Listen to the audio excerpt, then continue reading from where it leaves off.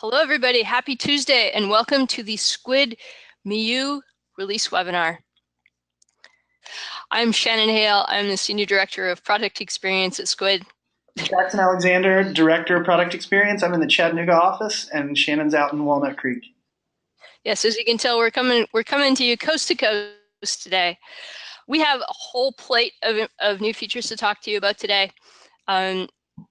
I can't even go through all these slides one by one, so we're just gonna, or through these items one by one, so we're just gonna jump straight to the presentation.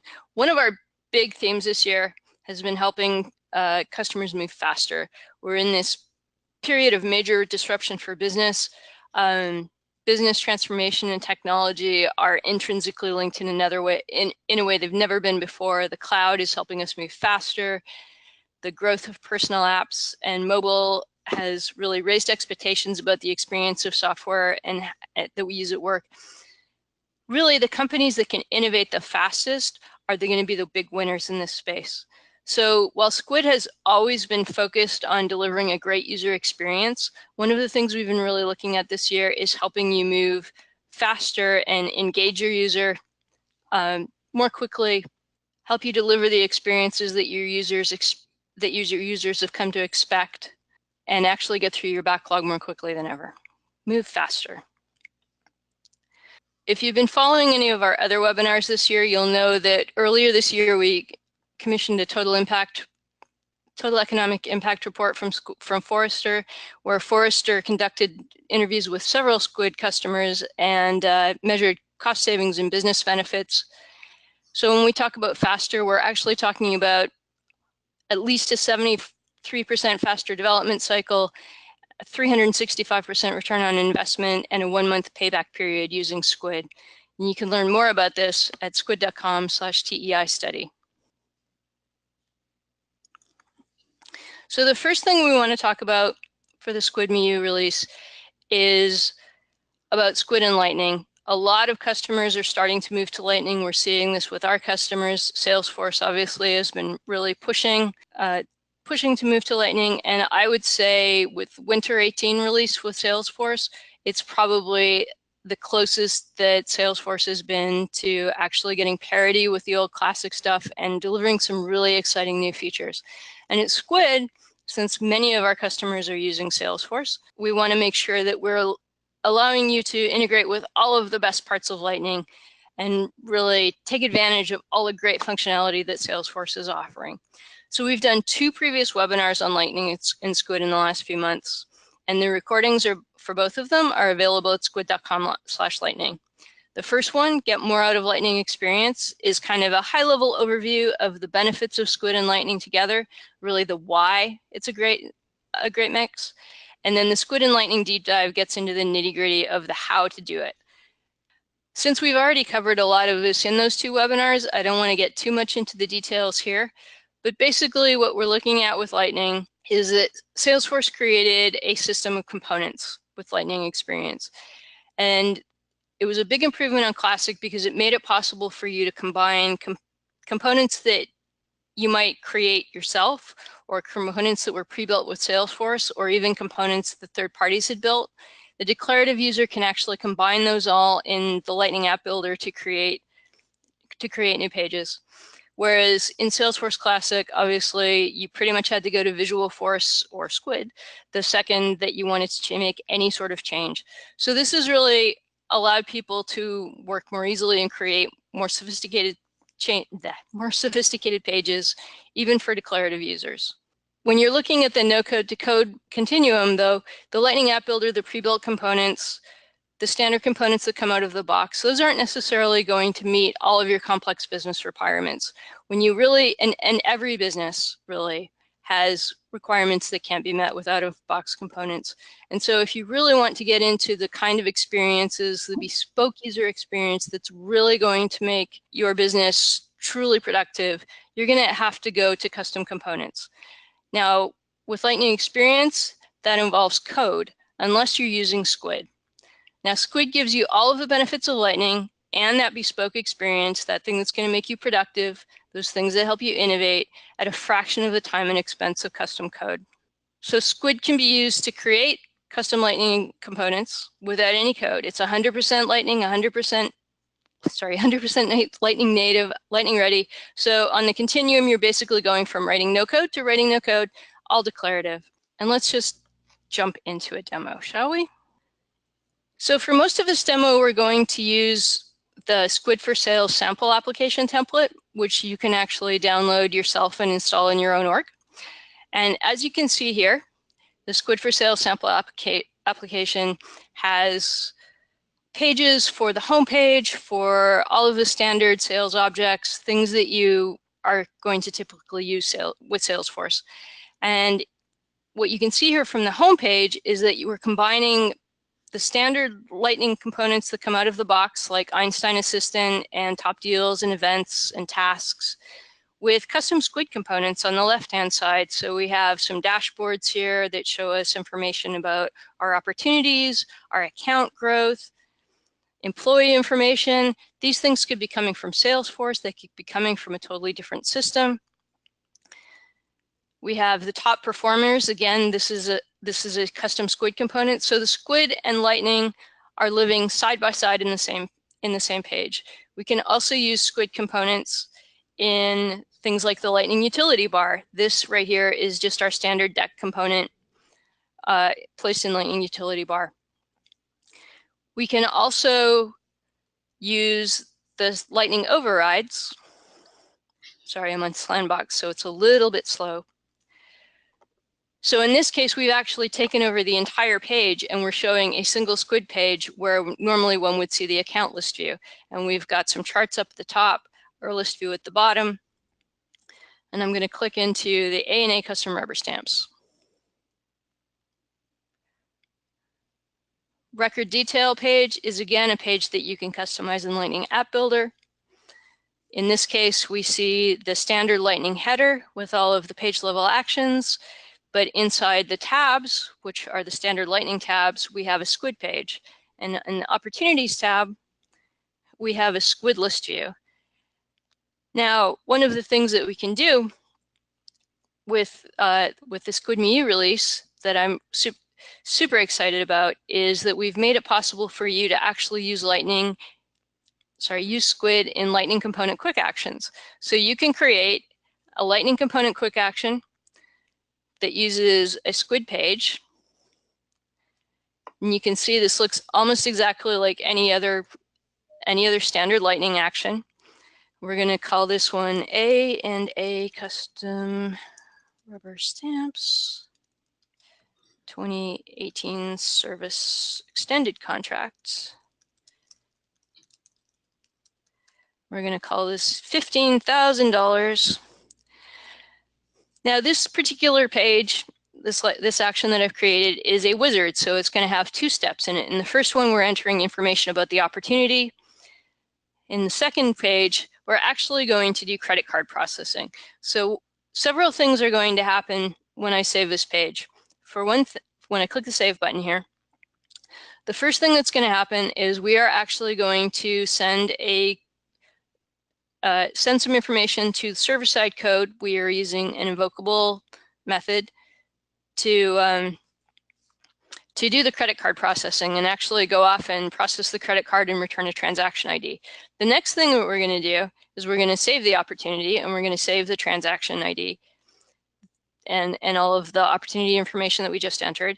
The third thing we're going to do is we're actually going to plug into some of the Lightning events, and this is new in Squid MIU. We're actually going to plug into Lightning events so that it looks just the same as when you've created an opportunity in Lightning. So let's just go ahead and save it. So as you can see here, we've plugged into the toast notification message. And then the other thing that we've done is we've actually sent a message to the opportunities list view over here to update with the latest information so that we're seeing the information as it's created.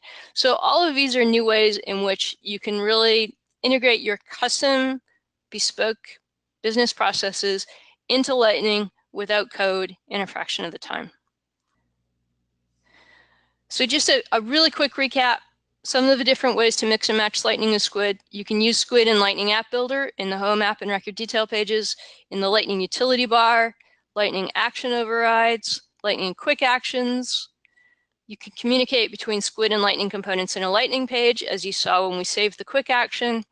We're sending messages to Salesforce data source actions like invocable methods, code-free hooks into the Lightning event framework. And one thing that I didn't show you, but we also are handling now, is you can use Squid in Lightning Community Builder. And now I'm going to hand it back to Jackson. So Shannon mentioned earlier, one of the themes we're doing is wanting to get you guys moving more quickly. And that includes getting started. Whether it's a new org that's just using Squid for the first time or you're just onboarding new users, we wanted to give you some tools to make that experience better, to help you learn how Squid works more quickly. So one of the things we've done is we updated the page that was formerly Squid Central and focus on getting folks started. So first thing you see there is explore sample pages on the left. Whenever somebody logs in, we're going to connect a sample data source, sample database, and give you a few sample pages automatically just by clicking the explore button. And what that does is lets you see components and Squid pages in action, where you can click into the builder, see which components are used, see how actions are set up, see how conditions are used. You can see how models are set up, the data looks like behind the scenes, and that'll give you a lot of good ideas of what you can do moving forward with your Squid pages and how you can implement them. For familiar users, obviously you could hit create a page or click compose up in the top and get started right in building what you needed to. You go to the list of pages that already exist.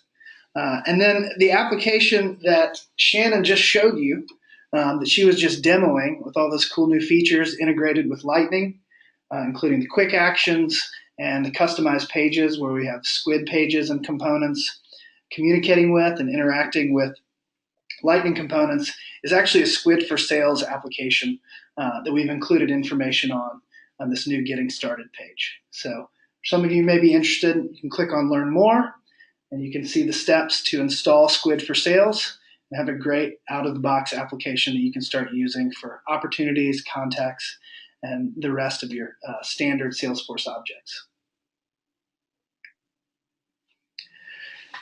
Another thing we've done to try and help people get up to speed and moving more quickly when they're building pages is we've started implementing UI templates. You may have seen we already have some page templates, and we'll be expanding on that. But we've also started to do that at the component level. In this case, we've started with the deck component. Previously, the deck component was put on a page. You would then be able to drop other components inside of it to build your cards, whether that's a deck of products or of accounts or contacts that are commonly used. You would build those piece by piece. What we've done now is you choose a template in the middle of the deck component, and you now have the option to have some pre-built templates that you can start with to give you a visual layout for some of the ways that cards are most commonly used. Like I mentioned, for products or profiles with or without an image, and then some horizontal cards that are commonly used for contacts or accounts with an image and avatar. If you're using them for companies, it could be company logos, and then typically with a name, contact information, and whatever action buttons you need in your template. And we'll be expanding that over the next, over upcoming releases. We'll be adding more pre-built templates for various components, lists, and tables, and other uses. We're really excited about the work that's been happening on data sources all year. So I wanted to give a little bit of a recap. If you haven't been in one of the webinars recently, we've added a lot of data sources since earlier in the year for tools that folks in your companies use a lot. Day-to-day practices, whether that's Google Calendar or Google Drive, Slack for communication, Microsoft Office, of course, commonly used, and that includes Outlook and calendar support, and then there's support for the OneDrive version of Excel. Comes with the Microsoft OneDrive data source. Also, of course, if you have SAP database, we have the SAP REST gateway that you can connect with. The two most recent data sources that we've added, at the top left there, are Marketo and DocuSign. We got a pretty robust integration for Marketo.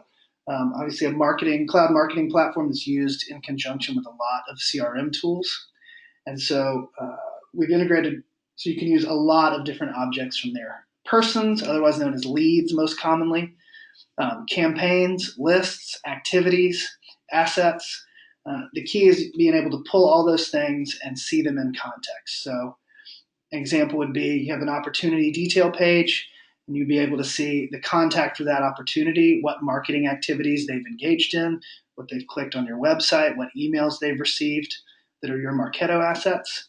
Be able to suggest other activities or assets for your business development team or your sales team that they could send to those contacts or opportunities, and then also the ability to add them to a list or campaign easily, all within your CRM. Similar with DocuSign, if you have internal, like a lot of times you have operations processes or sales processes where you're needing to send documents or contracts out. With the DocuSign data source integration, you'll be able to access those documents, or envelopes as they're called, when you have a document and a group of signers and some actions that need to be taken. You'll be able to send those from within your application, as well as add signers with custom email addresses as needed. There's, of course, a lot more information on the Marketo data source, the DocuSign data source, and all of these data sources in the Squid documentation, which will be fully updated before the Millau release comes out at the end of this month. One of the big things we've been wanting to do to help everyone not just speed up, but really make sure that you're building the tools that you need, is to provide easier ways to adapt your application's functionality based on new understanding and ideas from your users. It's often rare that you get the perfect solution out of the gate the first time. Sometimes maybe there's bugs, maybe it's not an optimal experience for your users. Maybe somebody built a solution that actually didn't really know the journey that the user needed. We wanted to give you an easy way to capture that feedback, get it quickly to your admins, to your business leaders, to your IT department, whoever needs it to make improvements to your application. So we've given you an opt-in setting to turn on in-app feedback. The screen you're looking at now is simply, it's maybe kind of hard to see. On the right-hand side, you've got the feedback form. It exists in a tab that hangs off the side of any page. You have 4 options that you can see there with the dotted lines of the placement for that: left, right, bottom left, and bottom right. When someone clicks on feedback and that form opens up, you see they can choose between a question, an idea, a problem, or other. Describe the issue. Maybe it's just to say, thanks for building such an awesome application. And then they can add attachments to that as well. Oftentimes that's going to be a screenshot. They ran into a problem. Maybe a table doesn't have all the data they need to complete the work. And they can upload a screenshot, make that comment, and submit that straight to admins and IT so that you can prioritize and make improvements as quickly as possible. The only way that really works is if you have a place to see and manage that feedback. So we've releasing the first version of the Feedback Manager. When you've gone into settings and opted in to feedback, you have a new feedback item in your Squid navigation up top. And it takes you to the Feedback Manager. It works much like an inbox. You have ways to filter your feedback, keyword search. You can filter it by status, by date range, and you can see how many problems, ideas, questions, or other have come in total. We capture some information for you automatically. So we want to make sure that your admins and the folks that, especially if it's a bug, need to resolve a problem, we want to give them enough information to do that. So we capture who sent the feedback, surface their email address so you can reply to them, date and time, of course, and then the page version and the Squid version that were in use when the feedback was sent. Obviously the comments, the description, and then as well as any attachments that go along with the feedback. And then you can take action on it from here. So you can status it, open, closed. You can reply to the person who sent you the feedback, or if it's something that you've already dealt with or that you don't need, you can archive that feedback. The key around all of this is you want to make sure you can hear from your users as quickly as you need to. We've got some exciting ideas where we're going to continue and improve this in the future, but we're really happy to release the first version of the in-app feedback. Another thing we've added is offline support. Again, this is another thing we'll be improving over time. The first version we're excited to get to. We know that a lot of you travel and a lot of you have mobile sales teams, folks that work on the road, and you can be in places where signal drops or it's spotty or you lose Wi-Fi, and we want to make sure that you can keep working. So obviously this is going to apply in a mobile setting a lot of the time. It is an opt-in as well. One of the things we're doing is basically we're caching more of the data as you use the application so that it's still available to you. We still want to keep things lightweight, so we make sure performance is good and it loads data quickly. At the same time, we've started caching more of the data if you've opted into offline support, as well as application cache, which just means all the things that make Squid work. We cache those in the browser. So that's the way Squid already works. It takes your metadata and things it needs, cache those in the browser for you to use them. So we're doing that more and holding on to it for a bit longer so that you can work in case you go offline. The other thing we've done is make sure that actions still work for you. So if you've gotten out of a meeting, you don't have signal, you still have the page up for that detail, you can still add notes to that. You can update status, add products to an order, take whatever actions you need to. When you reconnect, when your application reconnects, it will sync those changes and detect if there are conflicts. If someone else has made a change since you went offline, it will notify you that there's a conflict, and you'll have the choice to either save your changes anyway or to cancel. Now it's time for a poll question. So the poll question is, what new feature are you most excited about? Well, I know what my favorite feature is. Jackson, what's yours? In-app feedback. That's not a surprise. For me, it's definitely being able to hook into the Lightning quick actions.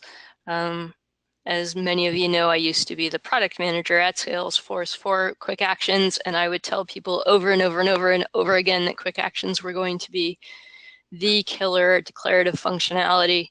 And people would look at me like I was completely bonkers. So now that it's finally expanding and really sort of taking over a lot of the functionality that we envisioned for it 4 or 5 years ago when that feature was first released, I'm super happy to be able to plug into that functionality with Squid as well. All right. We're going to close the poll in about 5 seconds.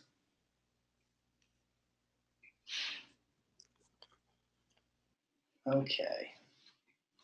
Now, you kind of have one more thing we wanted to share with you as well. I was going to tell you a little bit about the ink design system, which we're working on. It's a system of patterns and components that can be styled, customized, and combined to create a consistent look and feel and experience for your applications. That's what you already have in Squid. Ink design system is something we're working on that's just the next generation of that.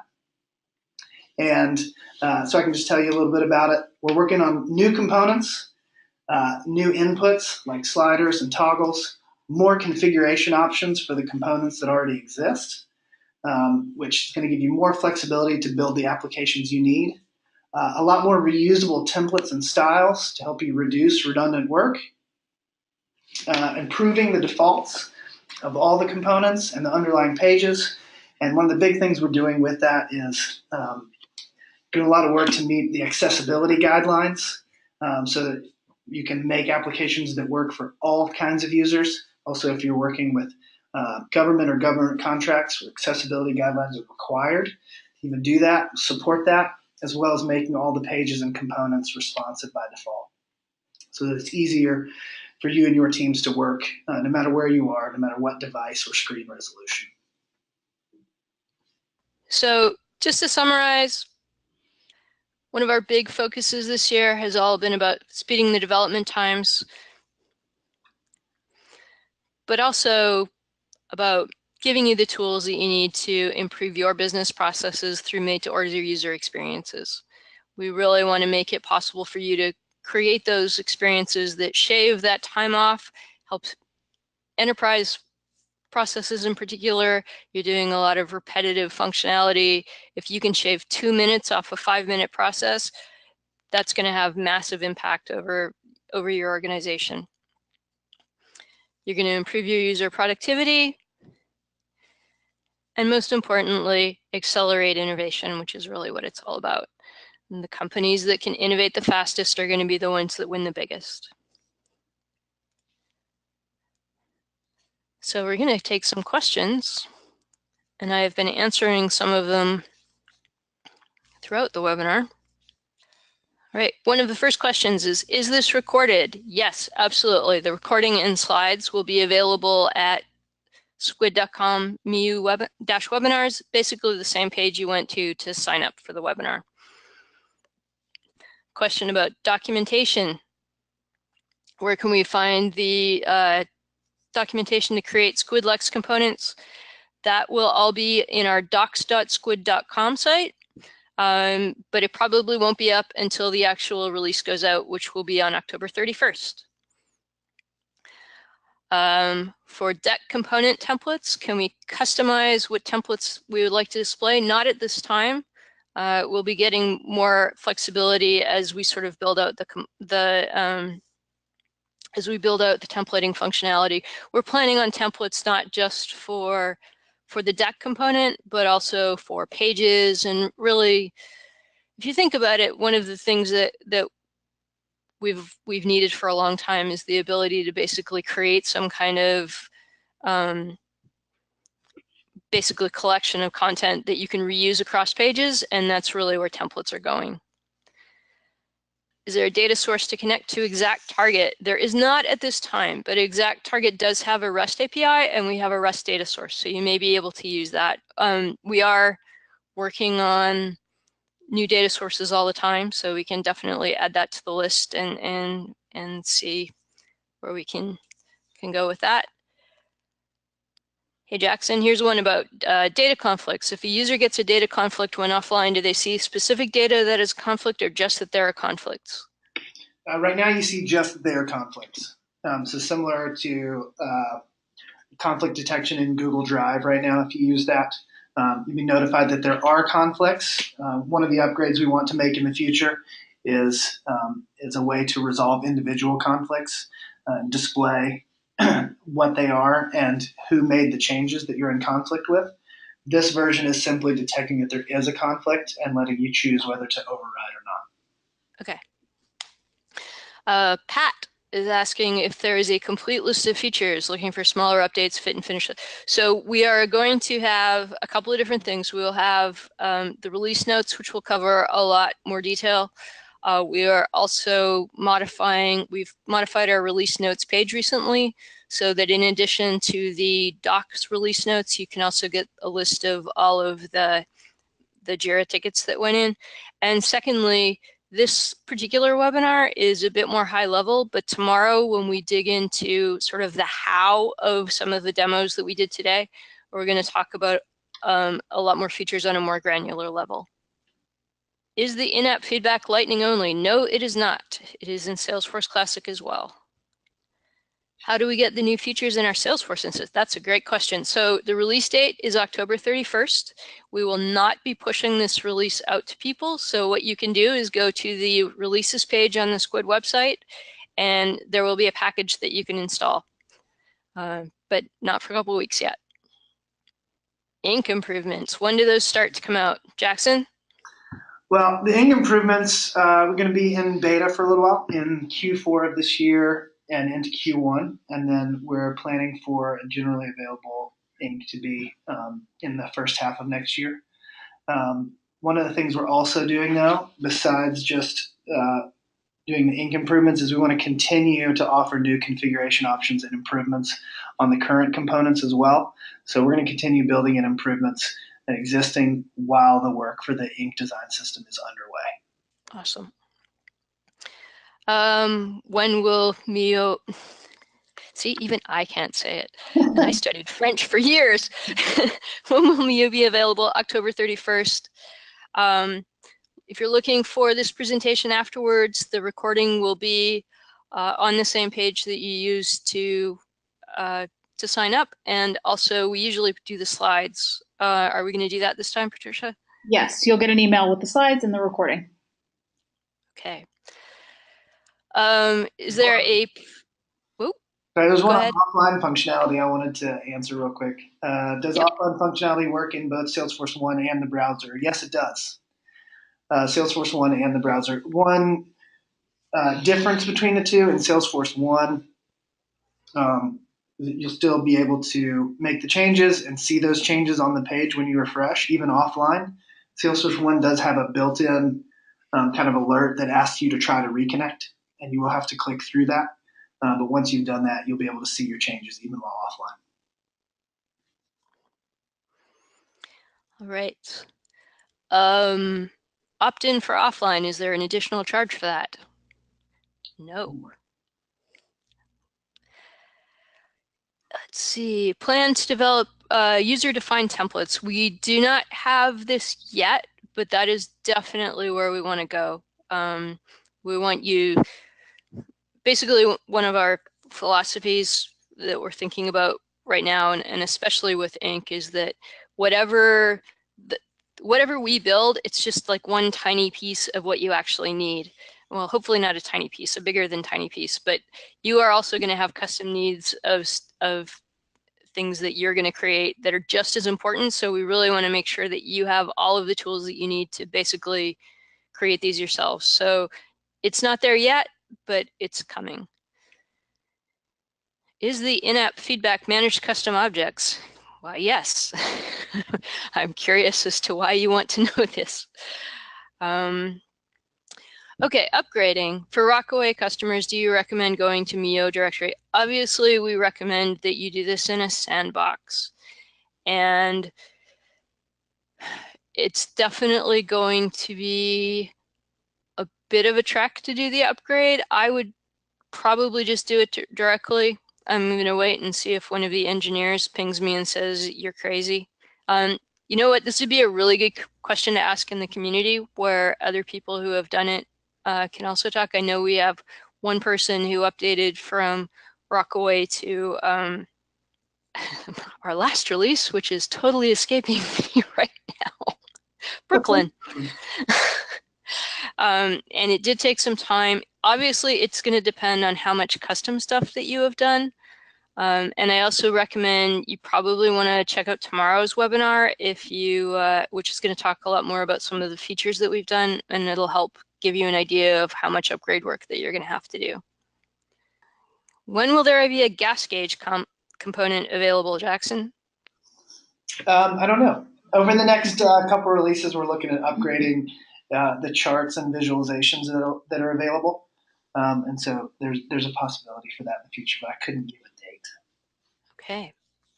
I think there's a couple of other questions here. We also usually publish the list of questions with the answers on the site. So if I have not actually talked about your question publicly, it is probably because I need to check in with a developer and get an answer for you. So keep an eye out on the website. And I think that is it for us today.